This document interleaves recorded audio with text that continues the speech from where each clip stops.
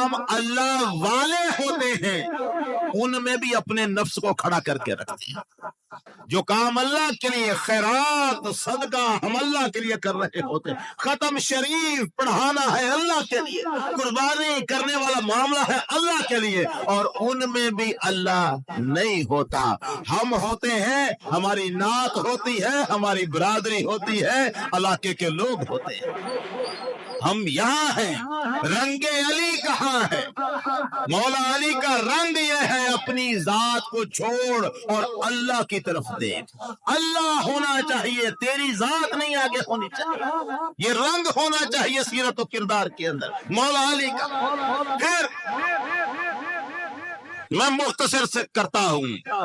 एक जनाजा सरकार की खिदमत अक़दस में पेश हुआ। नबी अकरम सल्लल्लाहु अलैहि वसल्लम की खिदमत अक़दस में कोई सहाबी फौत हुए, सहाबी फौत हो, हुजूर के पास लोग लेके आए, सरकार जनाजा पढ़ा दे। सरकार ने फरमाया इस पर कोई कर्ज तो नहीं था, कोई कर्जा उतारने वाला, इसके जिम्मे कोई कर्ज हो? हल अला साहिबुकुम दाई, क्या तुम्हारे इस साथी पर कोई कर्ज था? सहाबा ने अर्ज किया हुजूर था, ये मकरूज है, इस पर कर्ज है। सरकार ने फरमाया इसका कर्जा अदा करने के लिए पीछे कुछ छोड़ा है इसने? कोई माल असबाब इतना है कि उसमें से इसका कर्जा अदा हो सके? सहाबा कहने लगे हुजूर इसने कुछ नहीं छोड़ा, मिशकात शरीफ की हदीस है, इसने तो कुछ नहीं छोड़ा, गरीब आदमी था, ये ऐसे ही मकरूज ही मरा। सरकार ने फरमाया फिर जनाजा तुम पढ़ लो, मुझसे न पढ़ाओ। हुजूर ऐसे किसी शख्स का जनाजा नहीं पढ़ाते थे जिस पर कर्ज होता था। ये नहीं मसला कि जिस कर्ज की हालत में मरा है वो जहन्नमी है, मगर मजाज रसूल नहीं था ऐसा, क्योंकि कर्ज जिसके ऊपर हो उसकी नीयत का बड़ा दखल होता है। कर्ज ले रखा है, देने की नीयत थी कि नहीं थी इसका पता नहीं है। अगर उसकी नीयत में इनकार है, नहीं दूंगा, टाल मटोल करूंगा, जान छुड़ा लूंगा, ये जहन्नम खरीदने वाली बात है। कर्ज की चूंकि नीयत छुपी होती है, सरकार दो आलम सल्लल्लाहु अलैहि वसल्लम ने तरीका यह बना दिया कि जनाजा सहाबा तो पढ़ देते, मगर हुजूर ऐसे किसी शख्स का जनाजा नहीं पढ़ते। सरकार चलने लगे, इसका जनाजा पढ़ो, मैं नहीं पढ़ता। जब पलटने लगे तो मौला अली खड़े हो कहने लगे या रसूल अल्लाह अलैया दैनुहु, इसके कर्ज की जिम्मेदारी मैं लेता हूं, आप नमाज पढ़ाएं इसके कर्ज की जिम्मेदारी मैं लेता हूं।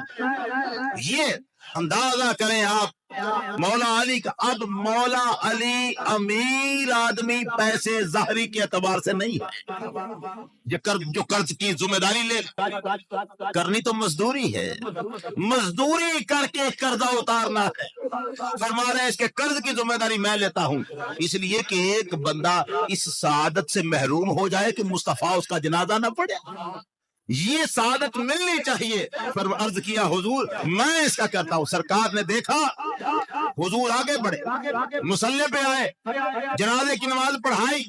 नमाज पढ़ाने के बाद सरकार ने फरमाया लैसा मिन अब्दिन मुस्लिमिन यक्दी अन अखीह दैनुन इल्ला फक्कल्लाहु रिहानहु यौमल क़ियामा, जो मुसलमान बंदा भी अपने किसी भाई का कर्जा उतार देता है, अल्लाह कयामत के दिन उसकी गर्दन को जहन्नम से आजाद कर देगा।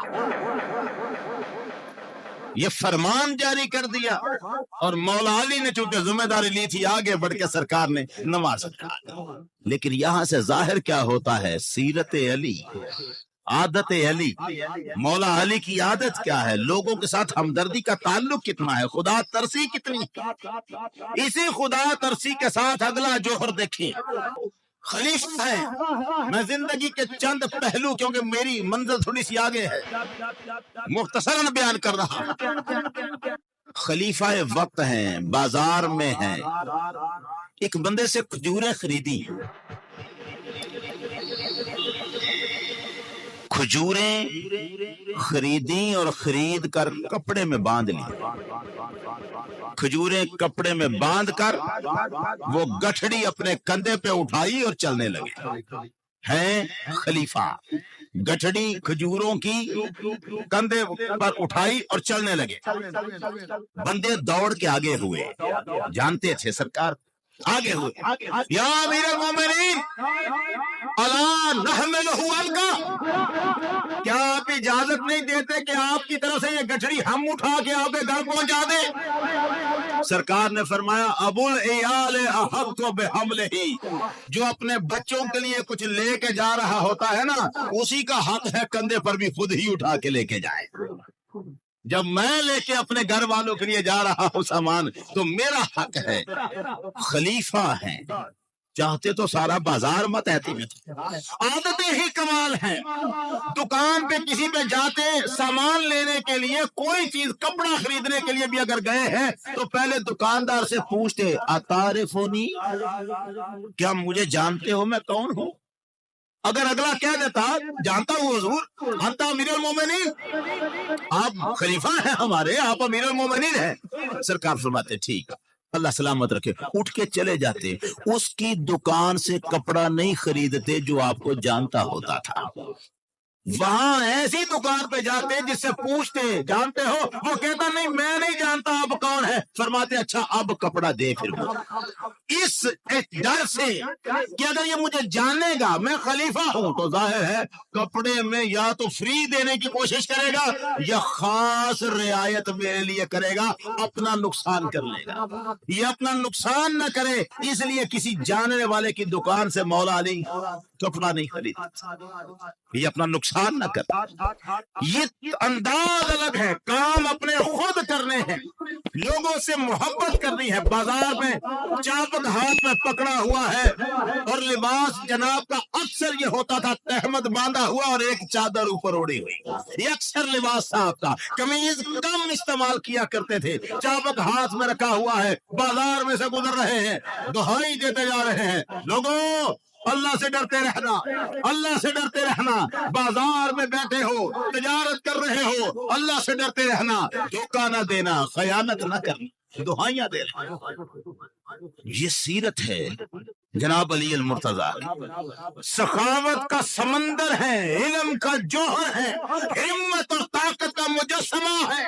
کیا کیا صفتیں ہیں, ذرا تھوڑا سا دیکھیں مولا علی کی ہمت کو. عربی میں نا ایک لفظ ہے بیضۃ البلد, بیضۃ البلد. اس لفظ کا جو اصلی ظاہری مطلب ہے وہ کچھ اور, لیکن عرب یہ لفظ استعمال کرتے تھے اس بندے کے لیے جس کا کوئی ثانی نہ ہو, جس کی کوئی جوڑ نہ ہو, اسے کہتے تھے بیضۃ البلد. یہ ایسی ہمت والا ہے اس کی کوئی جوڑ نہیں. عمر بن عبد ود خندق کے مقابلے میں کافر ہے, مقابلے میں آیا ہے, مولا علی نے اسے مارا ہے. جب وہ مار کر گرا ہے اس وقت سرکار نے اس کے پاس کھڑے ہو کے جو جملہ فرمایا تھا علی یکتہم الفوارس ہکذا, اب اس جیسے آ کے علی کو للکاریں گے. وہ پہلوان تھا, پہلوان, ہزار کے مقابلے میں اکیلا لڑنے والا. فرمانے لگے اس جیسے علی کو للکاریں گے آ کے. جنگ ختم ہو گئی. کسی نے جب واپس گیا نا یہ لشکر, عمر ابن عبد ود کی بہن آگے بڑھی, قافلے والوں سے پوچھا میرے بھائی, میرا بھائی کہاں ہے؟ انہوں نے کہا وہ تو قتل ہو گیا. کہنے لگی کس نے قتل کیا؟ کون اتنی جرت والا تھا کہ میرے بھائی کے مقابلے میں کھڑا ہو گیا؟ میرا بھائی عمر, اس کے مقابلے میں کوئی آ جائے, کون اتنی جرت والا, کس نے قتل کیا ہے؟ لوگوں نے کہا ابو طالب کے بیٹے علی نے قتل کیا ہے. عمر ابن عبد ود کی بہن وہاں ایک شعر پڑھتی ہے, وہ کہتی ہے لو کان قاتلہ غیر قاتلہ بقیت ما اقام الروح فی جسدی ولكن قاتلہ من لا يعاب به وكان يدعى قديما بیضۃ البلد. کہنے لگی اگر میرے بھائی کو قتل کیا ہوتا کسی اور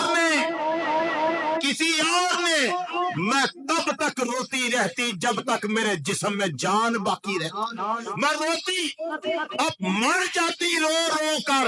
اگر میرے بھائی کو قتل کیا ہوتا کسی اور نے مگر اب نہیں لوں گی، اس لیے میرے بھائی کی اپنی بے وقوفی ہے، اسے نہیں پتا